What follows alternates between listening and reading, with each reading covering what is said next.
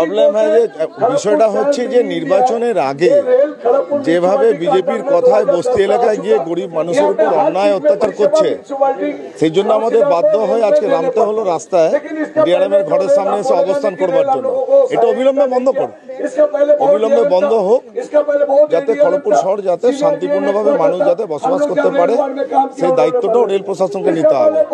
কারণ এরা হচ্ছে দেশের নাগরিক, গরিব মানুষ দেশের নাগরিক, এদের ভোটার কার্ড আছে, আধার কার্ড আছে, প্যান কার্ড আছে, ব্যাংক অ্যাকাউন্ট আছে, রেশন কার্ড আছে। তুই তার ঘরে গিয়ে বিদ্যুৎ কানেকশন কেটে দেবে? সুপ্রিম কোর্টের অর্ডার আছে, এটা বেসিক অ্যামিনিটিস এর মধ্যে পড়ে। তুমি জলে কানেকশন কেটে দেবে? এ অবিলম্বে বন্ধ। এই মেসেজটা দেওয়ার জন্য আসা। যদি নির্বাচনের আগে ওরা করছে এই জন্য গরিব মানুষকে বাধ্য করছে বিজেপির অফিসে যেতে, বিজেপির অফিসে গিয়ে তাদেরকে অনুরোধ করতে হবে, তবে গিয়ে তাদের রেস্ট হবে।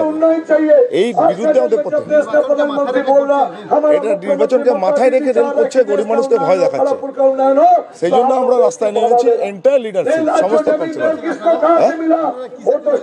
আজকে এটাই জানাবার জন্য হতে দেবো না আমরা খড়গপুর শহরে। এটা শহর, ভারতবর্ষের মধ্যে সব থেকে দীর্ঘতম রেলওয়ে স্ট্রাইক এই শহরে হয়েছিল 19 দিন। সারা ভারতবর্ষের 5 দিনের মধ্যে রেল স্ট্রাইক ভেঙে গেছিল। বাইরের থেকে ডিআরএম আসবে আর কিছু বাইরের আরপিএফ এসে জঘন্য আচরণ করবে, এই জিনিস খড়গপুর শহর বরদাস্ত করবে না। এই জন্য তৃণমূল কংগ্রেস বিক্ষোভ দেখাচ্ছে ডিআরএম এর ঘরের সামনে। এটা আমাদের আছে টোকেন, কিছুক্ষণ চলবে, তারপর আমরা ঠিক